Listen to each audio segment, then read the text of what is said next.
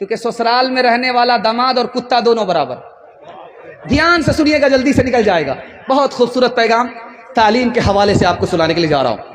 امام شافعی رحمۃ اللہ علیہ نے فرمایا اگر دودھ پینے والا بچہ ماں کی گود میں پیشاب کرے وہ بیٹا ہے, اور بدن میں پیشاب نہیں لگا, کپڑے میں پیشاب ہے, تو کپڑا اتارنے کی ضرورت نہیں ہے. ایک مٹھی پانی لیا مارا, 2 مٹھی پانی لیا مارا, گار لیا جھاڑ لیا, کپڑا پاک ہو جائے گا. بیٹا اگر پیشاب کرے, دودھ پیتا بچہ, امام شافعی فرماتے.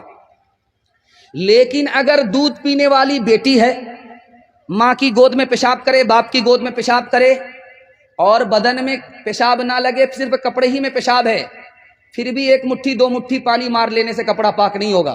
کپڑا اتارنا پڑے گا, داغ دھبے چھوڑانے پڑیں گے, بدبو نکالنی پڑے گی, گارنا اور نچوڑنا پڑے گا, تب مکمل کپڑا پاک ہوگا.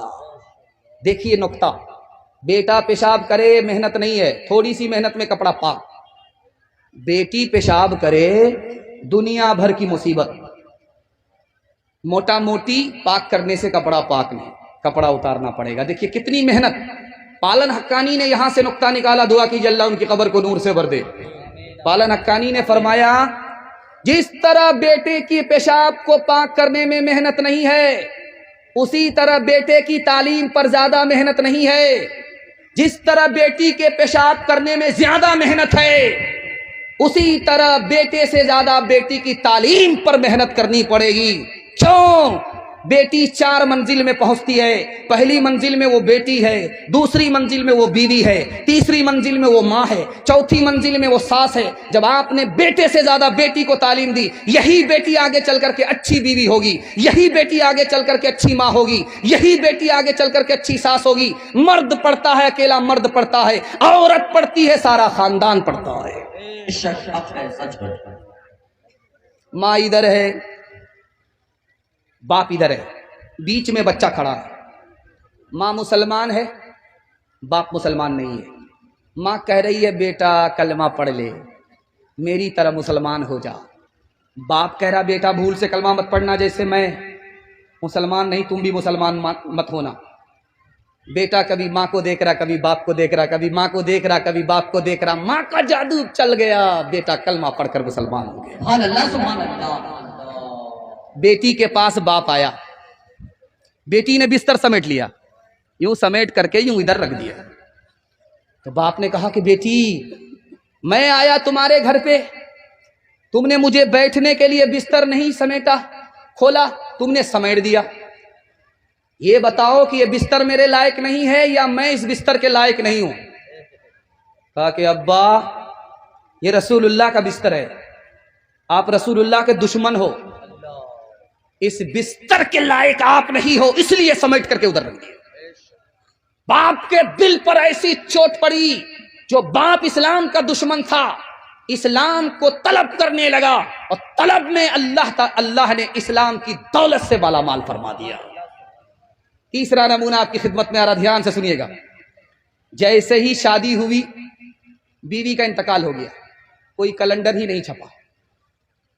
اب یہ سر پکڑ کر کے بیٹھ گیا کہ زندگی میں کبھی شادی نہیں کروں گا. بہن کو خبر ہوئی, جلدی جلدی آئی, کہا بھائی صاحب کیا ارادہ ہے؟ جوان ہو, اللہ نے ساتھ نہیں دیا زندگی, بیوی تمہاری گزر گئی, ساتھ نہیں دیا, لیکن تمہارا ارادہ کیا ہے, دوسری شادی کرو گے؟ تو کہا نہیں کروں گا. کہا نہیں, یہ غلطی مت کرنا, تم جوان ہو, دوسری شادی کر لو. تمہاری بہن کو پتا ہے, تمہیں مشورہ دے رہی ہے, بہن کے پاس تم سے زیادہ علم ہے, تم کو بتا رہی ہے دوسری شادی کرو, شوق سے کرو. اگر تم کو نیک اولاد ہوگی اور پھر وہ نیک کام کرے گی, تو تمہاری اولاد کی ہر سانس کے بدلے تمہیں اللہ صدقہ جاریہ کا ثواب دے گا, صدقہ جاریہ عطا فرمائے گا. اب جس بھائی کا ارادہ بدل گیا, انہوں نے شادی کر لی. ایک آخری نمونے پر پیغام کو ختم کر رہا ہوں, آپ لوگ سننے کے لیے یہاں سے لے کر کے وہاں تک تیار ہیں؟ دونوں ہاتھ اٹھائیے, انشاءاللہ دھیان سے سنیے گا, جلدی سے نکل جائے گا.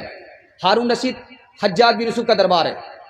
ایک عورت روتی ہوئی آئی, فریاد کیا کہ میرے 3 آدمی کو تم نے گرفتار کیا ہے, میری فریاد ہے کہ تینوں کو چھوڑ دو. حجاج نے کہا میرے کٹر دشمن ہیں, میں تینوں کو چھوڑ نہیں سکتا, ایک کو چھوڑوں گا, 2 کو پھانسی پر چڑھا کر کے رہوں گا, میرا آخری فیصلہ ہے. تم کو 5 منٹ کا ٹائم دیا, جس کو چاہو چھوڑا لو, جن کو چاہو موت کے حوالے کر دو۔ اب اس عورت نے 5 منٹ میں فیصلہ لیا۔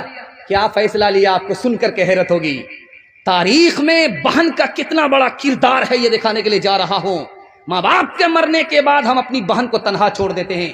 بہن پر ستم کرنے والے ہاتھ جوڑ کر کے میں آپ سے کہتا ہوں، آپ بہن پر ستم مت کیجیے، کرم کیجیے، اللہ آپ پر مہربان ہوگا۔ دھیان سے سنیے گا۔ اس بہن نے کہا، اے حجاج، تم نے مجھے 5 منٹ کا ٹائم دیا ہے، ایک کو بچانا ہے، 2 کو موت کے حوالے کرنا، میرے بھائی کو چھوڑ دو۔ بیٹے کو پھانسی ہو گئی، شوہر کو پھانسی ہو گئی۔ حجاج بن یوسف نے حیرت سے پوچھا، اے عورت، تو نے بیٹے کو نہیں بچایا، بھائی کو بچایا، اس کا کیا راز ہے؟ تم نے بھائی کو بچایا، شوہر کو نہیں بچایا، اس کی کیا وجہ ہے؟ اس عورت کا جواب سنی۔ اس نے کہا، میں جوان ہوں، میری شادی ہو جائے گی، مجھ کو شوہر مل جائے گا، خدا مہربان ہوا مجھ کو بیٹا مل جائے گا، لیکن ماں باپ مر چکے ہیں، بھائی نہیں آئے گا۔ 2 مثال پر پیغام ختم کر رہا ہوں۔ اسکول ہے، اس میں بحالی چل رہی ہے، زنانہ اسکول ہے، لیڈیز کی بحالی چل رہی ہے۔ 7 لڑکی امتحان دینے کے لیے آئی۔ پہلا سوال پوچھا گیا کہ اسلام کے 5 رکن کیا ہیں؟ کسی نے جواب نہیں دیا۔ دوسرا سوال پوچھا، یہ بتاؤ مسلمانوں کے 5 ملک کون کون سے ہیں؟ کسی نے جواب نہیں دیا۔ تیسرا سوال آیا، بسم اللہ الرحمن الرحیم کا ترجمہ بتاؤ، کسی نے جواب نہیں دیا۔ چوتھا سوال آیا، تم یہ بتاؤ کہ تسبیح میں 100 دانے کیوں ہوتے ہیں؟ اس کا بھی کسی نے جواب نہیں دیا۔ اور آخری سوال جس کا سب نے تسلی بخش جواب دیا، وہ کیا سوال تھا؟ فلمی 3 ہیرو کے نام بتاؤ، سب نے تسلی بخش جواب دیا۔ بادشاہ کی 4 بیوی تھی۔ بادشاہ کو معلوم کرنا تھا کہ پڑھی لکھی کون ہے، جاہل کون ہے۔ تو بادشاہ بیوی کے پاس آ کر کے کہتا ہے، صبح ہو رہی ہے؟ کہا کہ ہاں ہو رہی۔ کہا کیسے پتا چلا؟ کہا منہ میں پان تھا، مزہ بدل گیا۔ بادشاہ بڑا خوش ہوا، پڑھی لکھی ہے۔ دوسری بیوی سے پوچھا کہ صبح ہو رہی؟ کہا ہاں ہو رہی۔ کہا کیسے پتا چلا؟ کہا لالٹین کی روشنی دھیمی پڑ گئی۔ بڑا خوش ہوا کہ پڑھی لکھی ہے۔ تیسری بیوی سے پوچھا کہ صبح ہو رہی؟ کہا ہاں ہو رہی ہے۔ کہا کیسے پتا چلا؟ ناک میں جو نت تھی وہ ٹھنڈی پڑ گئی۔ بادشاہ بڑا خوش ہوا۔ اب آیا 1 نمبر کی جاہل کے پاس، پڑھی لکھی نہیں۔ اس کے پاس آ کر کے پوچھتا ہے کہ صبح ہو رہی؟ کہا کیوں نہیں ہو رہی؟ کہا کیسے پتا چلا؟ کہ کیسے پتا نہیں چلے گا؟ جیسے پتا چلتا ہے پیشاب آ رہا ہے، پخانہ آ رہا ہے، اس سے برابر پتا چل رہا ہے۔ تعلیم عورتوں کو بھی دینی ضرور ہے، دینی ضرور ہے۔ لڑکی جو بے پڑھی ہو تو وہ بے شعور ہے، بے شعور ہے۔ اس نے معاشرت میں سراسر فطور ہے، اور اس میں والدین کا بے شک قصور ہے، بے شک قصور ہے۔ نکل گیا تعلیم کے حوالے سے پیغام۔ پردے کے حوالے سے آ رہا، سننے کے لیے تیار ہے؟ دونوں ہاتھ اٹھائیے انشاءاللہ۔ مرد پائجامے سے، عورت پردے سے باہر ہوگی، ہاتھ اٹھائیے انشاءاللہ۔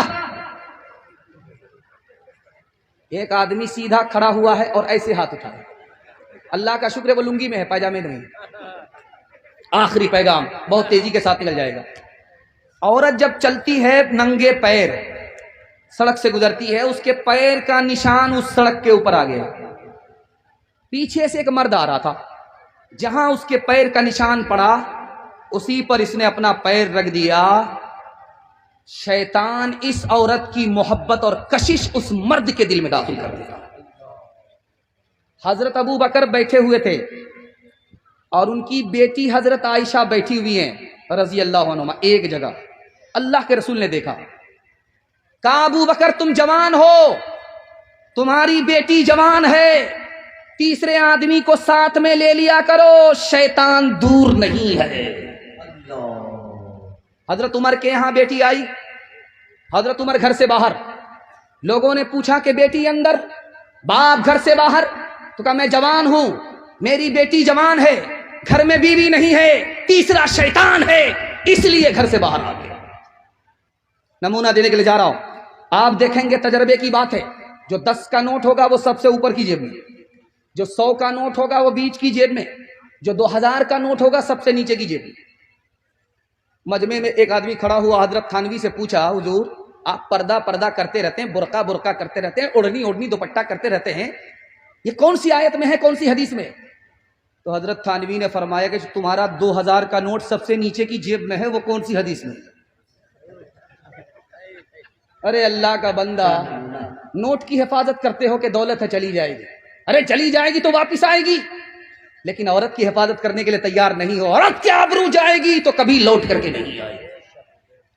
ٹرین میں سفر ہو رہا ہے، حضرت شیخ الاسلام کا سفر ہو رہا ہے، ایک انگریز نے کہا کہ مسلمان بھی عجیب قوم ہے، گھر میں عورت کو قید رکھتی ہے، جب عورت گھر سے باہر نکلتی ہے کفن لپیٹ دیتی ہے، کفن لپیٹ دیتی ہے۔ حضرت نے کوئی جواب نہیں دیا۔